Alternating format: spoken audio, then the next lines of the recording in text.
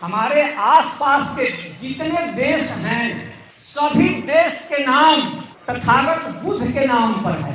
आप तिब्बत चले जाइए तो तिब्बत के लोगों से पूछिएगा कि आपके देश का क्या नाम है, तो तिब्बत के लोग कहेंगे कि मेरे देश का नाम बौद्ध देश है। वो तिब्बत नाम तो चाइना द्वारा आरोपित है।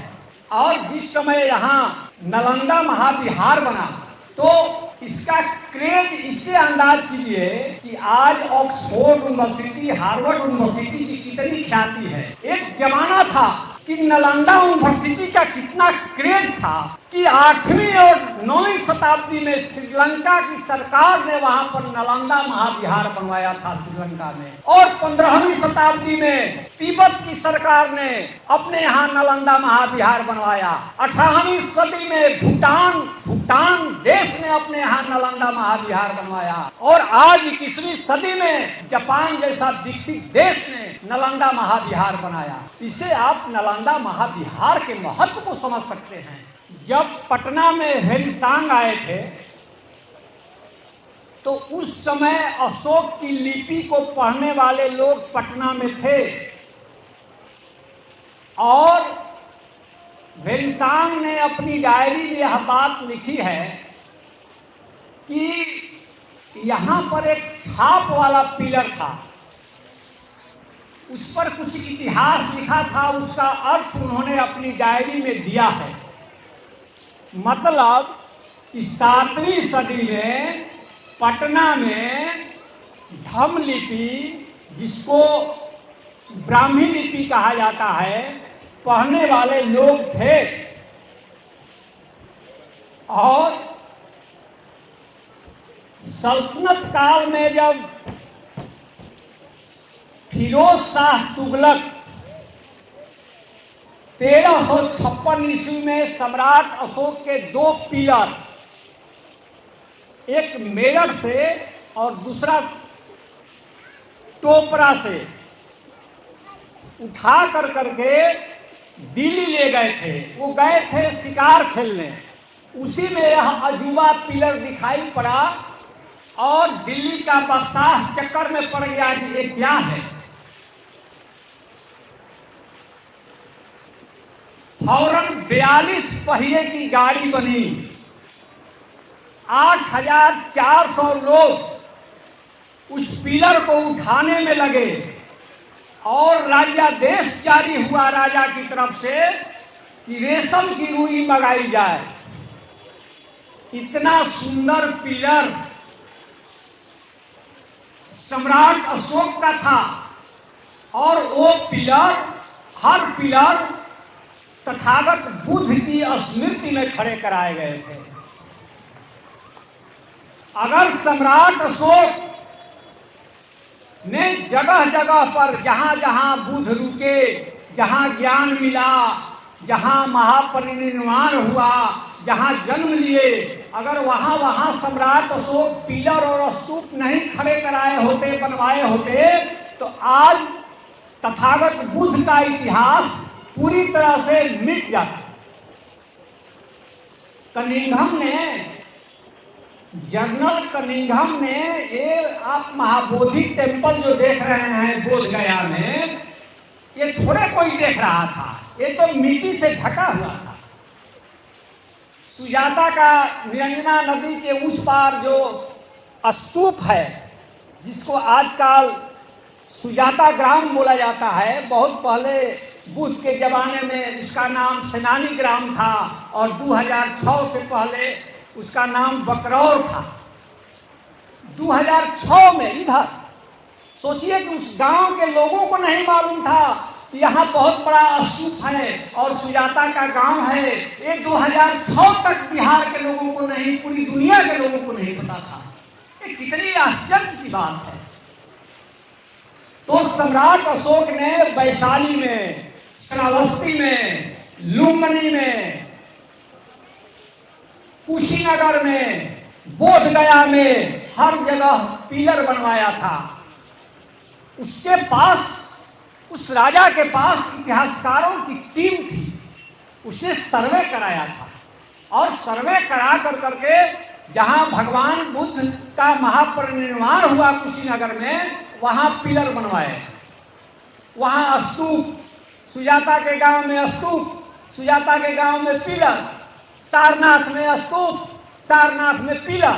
ये सब सम्राट अशोक की देन है। अगर वो निशानियां नहीं लगाया होता तब जनरल कनिंघम खोलते कैसे, कैसे पता चलता सारनाथ का? ये सब सम्राट अशोक के कारण हुआ है। हम लोग देखते हैं कि हमारे आसपास के जितने देश हैं, सभी देश के नाम तथागत बुद्ध के नाम पर है। यह आश्चर्य की बात है कि भारत का नाम बुद्ध पर नहीं है, लेकिन भारत के आसपास जितने पड़ोसी देश हैं, सभी के नाम बुद्ध पर है। यह संयोग कहिए कि इस सूबे का नाम कम से कम बिहार है तो बुद्ध के नाम पर है।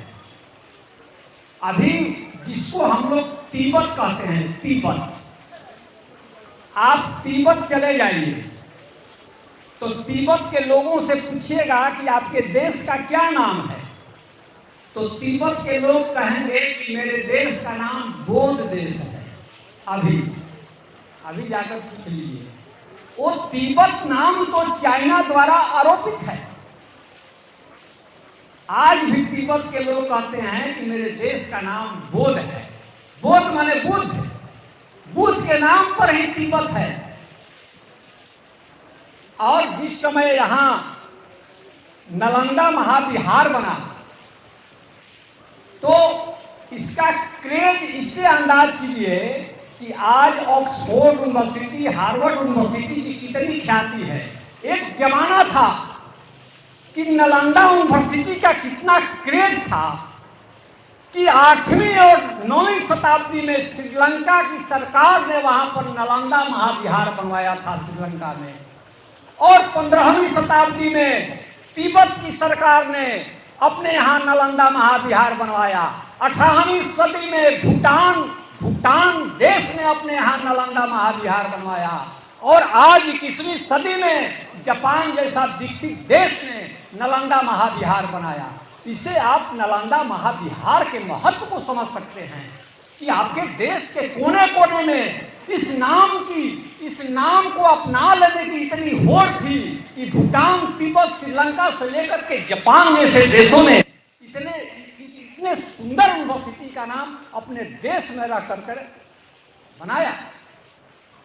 और यही क्रेज सम्राट अशोक के नाम की थी, जिसे गलती से भारत के इतिहासकार लिखते नहीं हैं। अशोक के नाम का बड़ा क्रेज था। अपने को राजा अशोक कहने में देश और दुनिया के राजा फख्र महसूस करते थे कि मैं भी सम्राट अशोक हो जाऊं। इसका बहुत सारे प्रमाण हमारे वर्ल्ड हिस्ट्री के पन्नों में दर्ज है। जिस समय सम्राट अशोक था, उस जमाने में श्रीलंका के राजा तीस ने अपने नाम के पहले देवानंपिय लगाया। सम्राट अशोक की उपाधि को श्रीलंका के राजा ने जिस समय अशोक जीवित था उस समय धारण कर करके अपनी छाती चौड़ा किया कि मैं भी देवानंपिय हूं। और चाइना के राजा लियांग वुडी, जिसको चीन का सम्राट अशोक कहा जाता है, उसने तो अपने देश में अशोक के नाम पर मंदिर ही बनवा दिया। और आज भी सम्राट अशोक के नाम पर मंदिर है 6ठी शताब्दी ईस्वी की चाइना में। और 12वीं सदी में कंबोडिया के राजा जयवर्मन सप्तम ने अपने को सम्राट अशोक कहा और सपना देखता था कि मैं भी सम्राट अशोक हो जाऊं।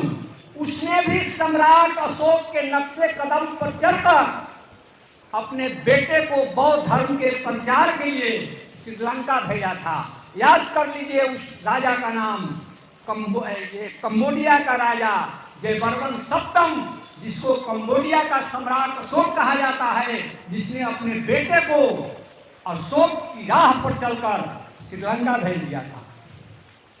और अशोक का बेटा तो फिर गया तो फिर अपने देश वापस नहीं आया, वहीं श्रीलंका में ही वो महापरिनिर्वाण प्राप्त किया।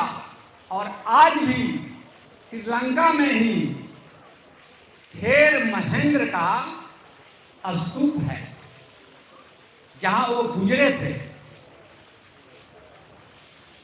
और 15वीं शताब्दी में बर्मा के राजा धम्मचेती ने अशोक राज लाने का सपना देखा था। अशोक राज लाने का सपना देखा था बर्मा का राजा धम्मचेती ने 15वीं शताब्दी में। उस राजा को बर्मा का सम्राट अशोक कहा जाता है।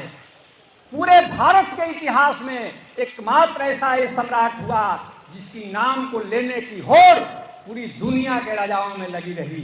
वरना यहाँ तो समुद्रगुप्त को क्या कहा जाता है, भारत का नेपोलियन। लेकिन चीन, वियतनाम, बर्मा जैसे देशों के राजाओं ने अपने अपने को सम्राट अशोक की उपाधि धारण करने में फख्र महसूस किया। ऐसा रहा अपना देश।